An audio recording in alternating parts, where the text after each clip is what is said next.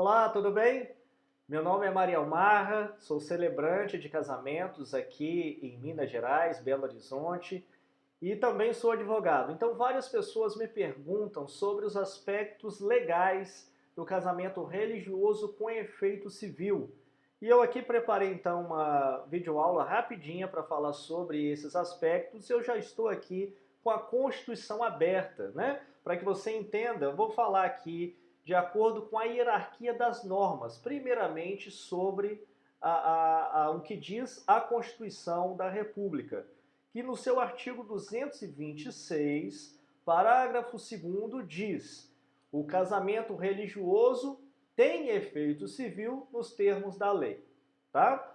É o que diz a Constituição. E aí, nos termos da lei, que lei é essa? Primeiramente, o Código Civil, no seu artigo 1515, fala: o casamento religioso que atender às exigências da lei para a validade do casamento civil equipara-se a este, desde que registrado no registro próprio, produzindo efeitos a partir da data de sua celebração.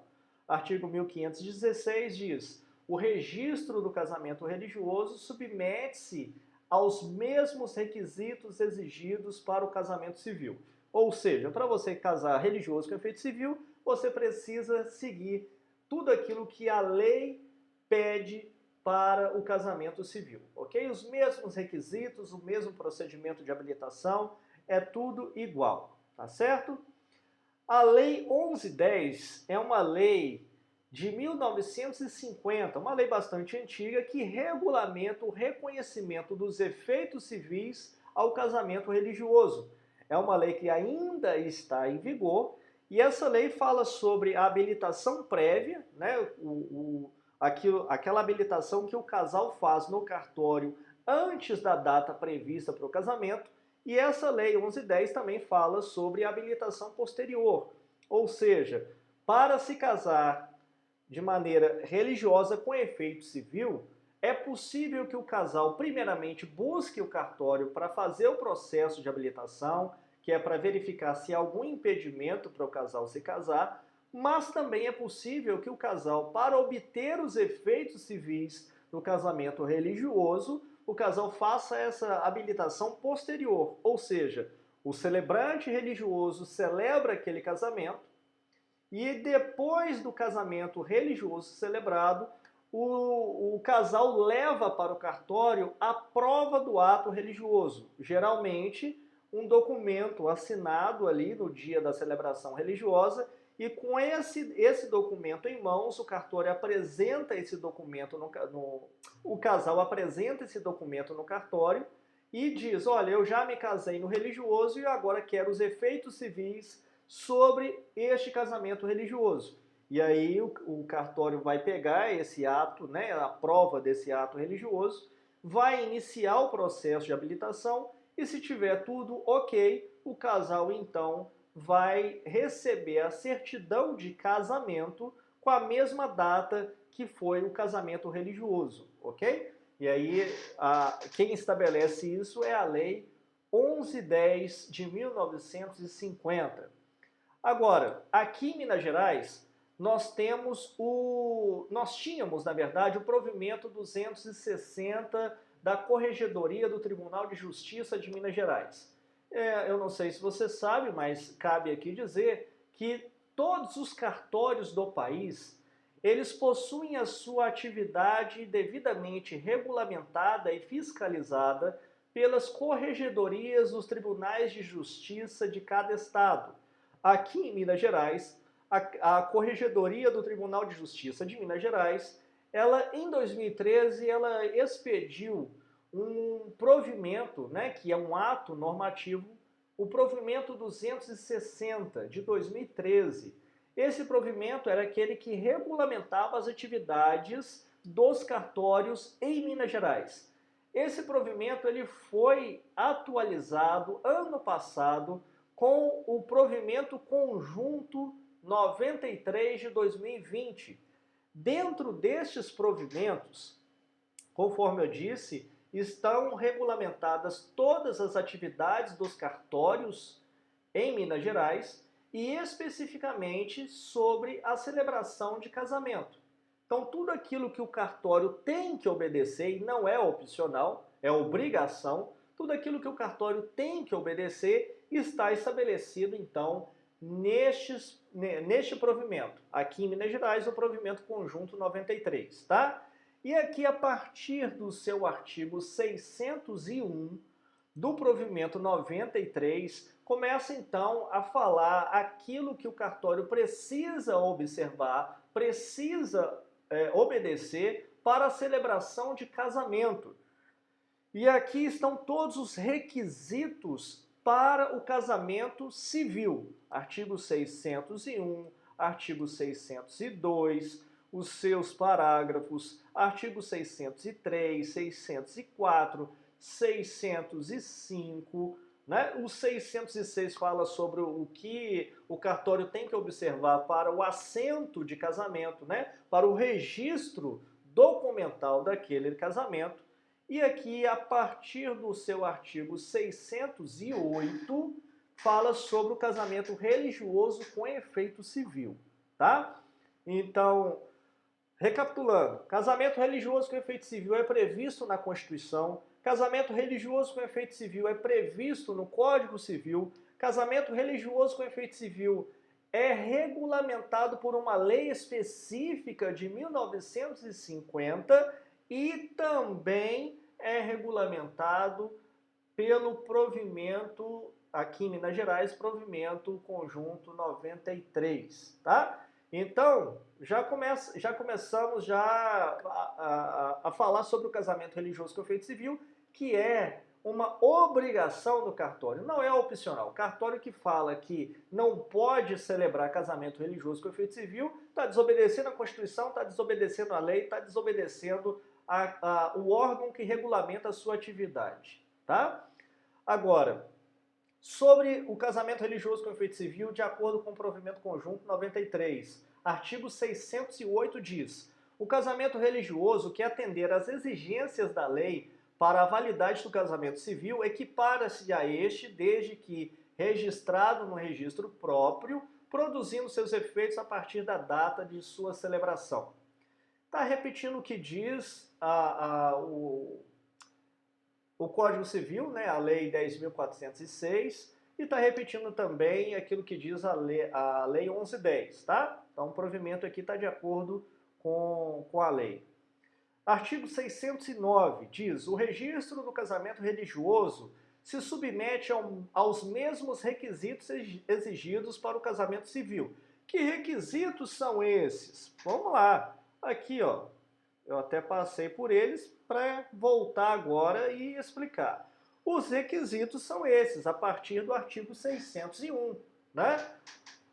Mediante petição dos contraentes devidamente habilitados, a autoridade que houver de presidir o ato designará dia, hora, lugar para celebração atendidas, sempre que possível, às conveniências do interessado. Outro requisito: a solenidade será realizada na sede do ofício do Registro Civil das Pessoas Naturais, com toda a publicidade, a portas abertas, presente pelo menos 2 testemunhas qualificadas e identificadas documentalmente, parentes ou não dos contraentes. Os 2 parágrafos que regulamentam esse artigo diz: parágrafo 1º, em caso de força maior, ou querendo as partes e consentindo a autoridade celebrante, a cerimônia poderá ser realizada em outro edifício público ou em edifício particular, hipótese esta que as portas permanecerão abertas durante todo o ato. Aqui está falando especificamente sobre o chamado casamento em domicílio, que é quando o juiz de paz sai do cartório para celebrar o casamento civil, não o religioso com efeito civil, mas o casamento civil em um outro local, que pode ser público ou particular. Isso está aqui no parágrafo 1º do artigo 602. E aqui o parágrafo 2º fala que quando os contraentes, né, os nubentes, um deles não souber ler ou não puder escrever, então é necessário 4 testemunhas. Então é um requisito que o religioso com efeito civil também precisa observar. O artigo 603. Presente os contraentes em pessoa ou por procurador especial, juntamente com as testemunhas e o oficial de registro, o juiz de paz que presidir o ato, ouvida dos nubentes a afirmação de que pretendem se casar por livre e espontânea vontade, declarará efetuado o casamento, pronunciando os termos estabelecidos na forma da lei. Parágrafo único fala quais são esses termos. O religioso com efeito civil, o celebrante religioso precisa também observar essa forma, né? Primeiramente que a declaração de vontade seja expressa e após a declaração expressa dos noivos, ele então declara os noivos casados, ok?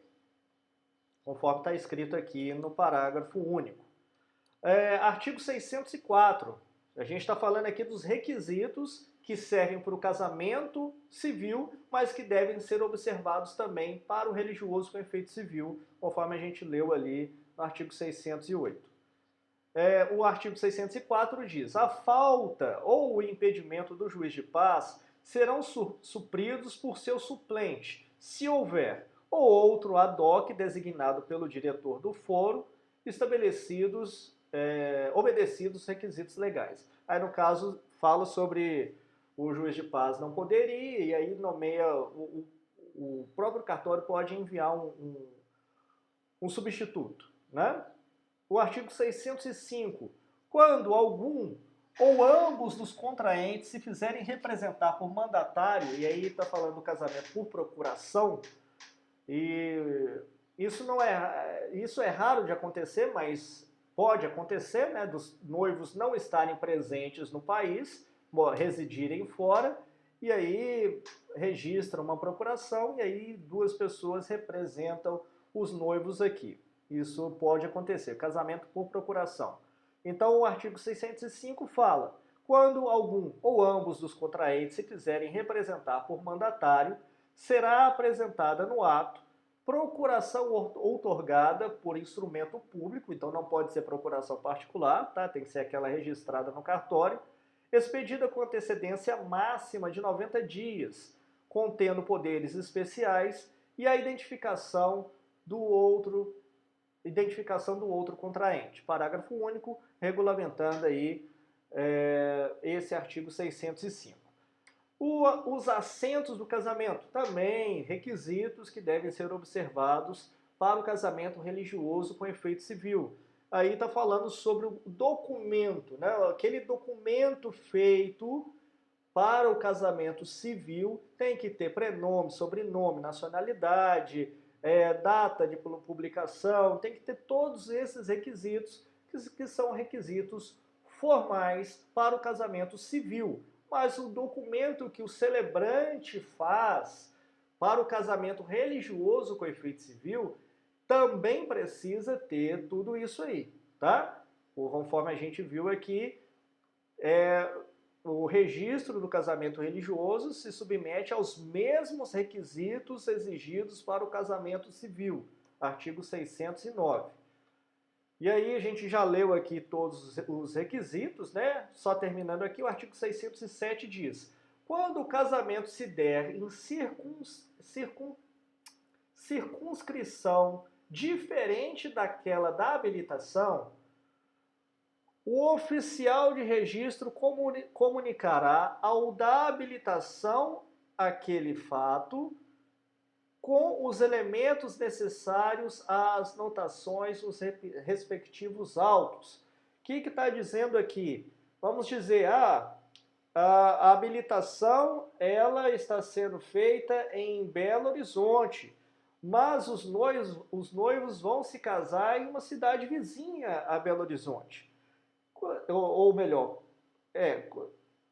os noivos vão se casar numa circunscrição diferente daquela da habilitação. Quando isso acontece, o oficial de registro de Belo Horizonte, né, onde está sendo feita a habilitação, ele comunica aquele cartório daquela circunscrição, ok? Com os elementos necessários às notações nos respectivos autos, né, os autos de habilitação. É um requisito a ser observado pelo cartório e também no caso do religioso com efeito civil, né? Se a habilitação do casamento religioso com efeito civil estiver sendo feita em BH e o casamento se der numa cidade vizinha, o cartório onde está sendo feita a habilitação tem a obrigação de comunicar o cartório da circunscrição vizinha, ok?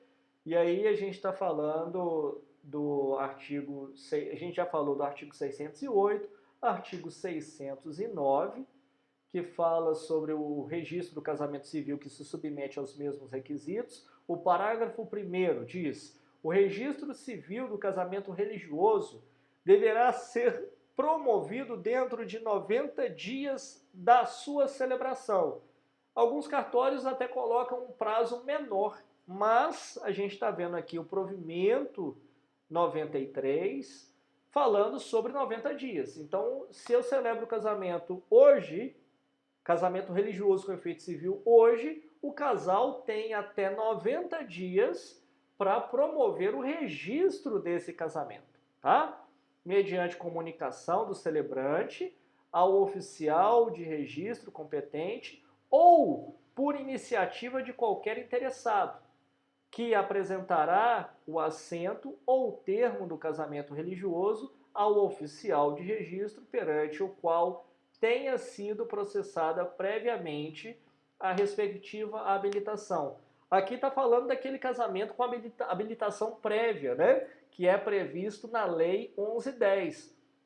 O casal, ele então procura o cartório antes do casamento, faz ali o seu processo de habilitação e normalmente o cartório entrega para os noivos uma certidão atestando que o casal não tem nenhum impedimento para se casar, mas também o cartório, normalmente, ele entrega uma folha de assinatura.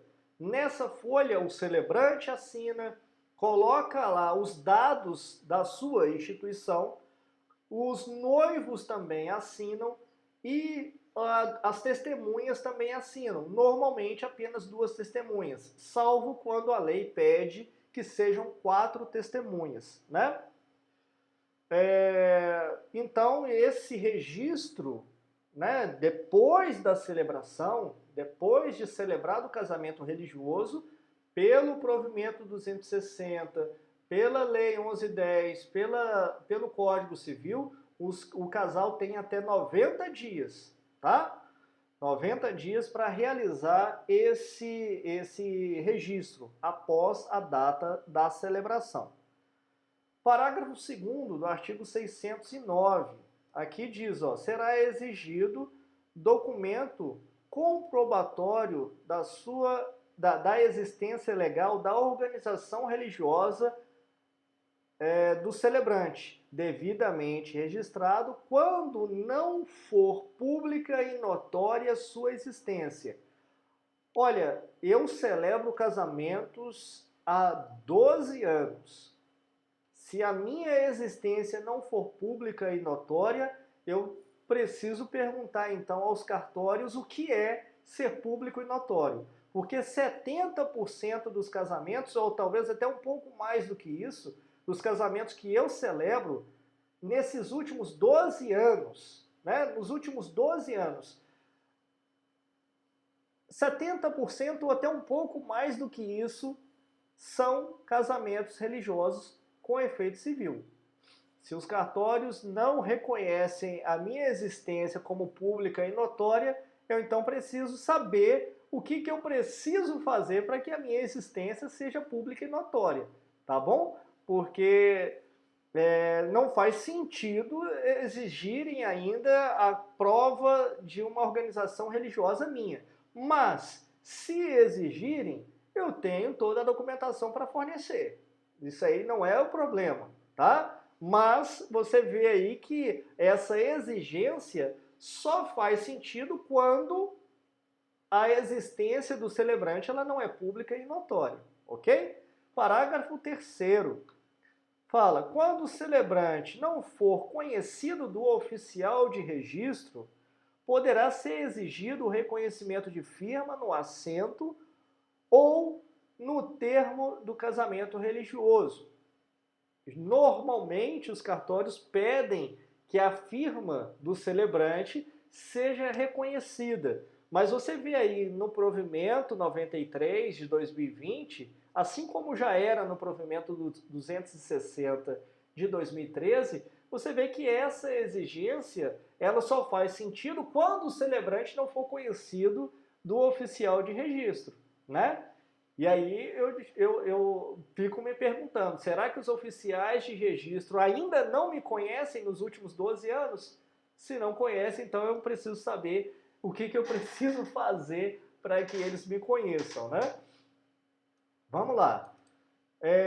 Parágrafo 4º. Após o prazo previsto no parágrafo 1º deste artigo, que aí está falando daqueles 90 dias, né? O registro dependerá de nova habilitação. Ou seja, faz uma nova habilitação, mas aquele casamento religioso ele não perde a sua validade. É apenas a habilitação que precisa ser refeita. Artigo 610 do provimento 93 de 2020. O termo ou assento do casamento religioso, subscrito pela autoridade ou ministro que o celebrar, pelos nubentes e por duas testemunhas, conterá os requisitos do artigo 606 desse provimento, exceto quando ao disposto do inciso 5º. Vamos lá. Artigo 606, o que diz? É aquele artigo que fala, né, sobre nome, sobrenome, nacionalidade, naturalidade, tudo aquilo que precisa constar no documento do civil também precisa constar, então, no documento do casamento religioso, né? Aqui, ó, tá falando. Artigo 610. O termo ou assento do casamento religioso conterá os requisitos do artigo 606, exceto quanto ao disposto no inciso 5º. Então, o inciso 5º fala a relação dos documentos apresentados ao oficial de registro. Óbvio, né? Se esses documentos são apresentados ao oficial de registro, não faz sentido que o casamento religioso também contenha esses documentos, né? Então, é somente em relação ao que deve constar de dados, né, sobre os nubentes, sobre os noivos, nesse documento que está falando aqui o artigo 610. Está falando aqui também, parágrafo 1º desse artigo 610. O assento ou termo mencionado no caput deste artigo conterá a data da celebração, o lugar, o culto religioso, o nome do celebrante, sua qualidade, a serventia que tiver expedido a habilitação, sua data, os nomes, as profissões, as residências, as nacionalidades das testemunhas que o assinarem e os nomes dos contraentes, dos noivos. Parágrafo 2º. A celebração do casamento religioso com efeitos civis será assistida por pelo menos duas testemunhas, não dispondo a lei de modo diverso. É aquilo que eu já falei. Quando a lei exigir que sejam 4 testemunhas, então precisam ser 4, né? Mesmo sendo casamento religioso com efeito civil. Mais 2 artigos só. Artigo 611 diz: anotada a entrada do requerimento, acompanhada do assento ou termo do casamento religioso, que é aquela que o celebrante assina, o registro será feito no prazo de 24 horas no livro tal de registro de casamento religioso para efeitos civis, observando-se todos os requisitos previstos no artigo 606, aquele artigo que a gente acabou de ler. Parágrafo único desse artigo 611. É facultada a assinatura do registro pelos nubentes. Artigo 612. O casamento religioso celebrado sem as formalidades legais terá efeitos civis se, a requerimento dos contraentes, for registrado a qualquer tempo, mediante prévia habilitação perante oficial de registro competente e observado o prazo previsto no artigo 498 deste provimento conjunto. Aqui está falando da habilitação posterior, tá? Que está previsto lá na Lei 1110 de 1950. Quando o casamento ele é feito, o casamento religioso é feito e os noivos fazem a habilitação posterior, tem que ser observado então esse artigo 612, que eu até já expliquei. Os noivos fazem o casamento religioso, levam a prova do ato religioso para o cartório e o cartório então faz o processo de habilitação, mas não vai celebrar novamente o casamento deles. Vai considerar aquele casamento feito, digamos, sem as formalidades legais, aquele casamento religioso, vai então considerar que aquele casamento vai adquirir efeitos civis. Ok? É isso que está previsto no provimento conjunto 93 sobre o casamento religioso. E aí eu pergunto para vocês, olha, se o cartório falar que a instituição do celebrante tem que pertencer àquele município, tem que pertencer àquela serventia, tem que estar dentro da circunscrição daquele cartório. E se o cartório condicionar isso à celebração do casamento religioso com efeito civil, o cartório pode fazer isso? A gente acabou de ler aqui todos os artigos e eu fiz questão de ler esses artigos com atenção. O cartório não pode fazer. O cartório não pode criar uma obrigação que não está prevista no provimento que regulamenta a sua atividade. Se o cartório fizer isso, que eu citei como exemplo, ou qualquer outra qualquer outra exigência, se ele tiver qualquer outra exigência que não esteja prevista na Constituição, na lei do Código Civil, né, na lei que é o Código Civil, na Lei 1110 de 1950 ou no próprio provimento da Corregedoria do Tribunal de Justiça de Minas Gerais, aí falando especificamente do nosso estado, se não tiver previsto nisso, o cartório não pode criar, não pode exigir.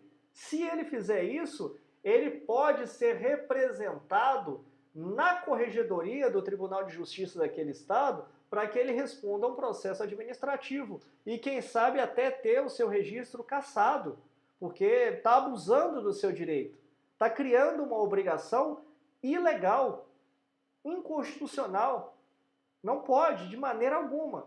Então, fiquem atentos ao que está previsto no provimento aqui no estado de Minas Gerais, no provimento conjunto 93 de 2020. Atualmente, pode ser que ele seja atualizado futuramente, mas se for, é só buscar ali a atualização e ver o que está previsto, ok? Essa foi uma aula, assim, bem rápida, porque eu poderia ter me aprofundado bem mais nesses assuntos, mas o objetivo desta aula foi mostrar para vocês quais são os direitos que vocês têm na celebração do casamento religioso com efeito civil.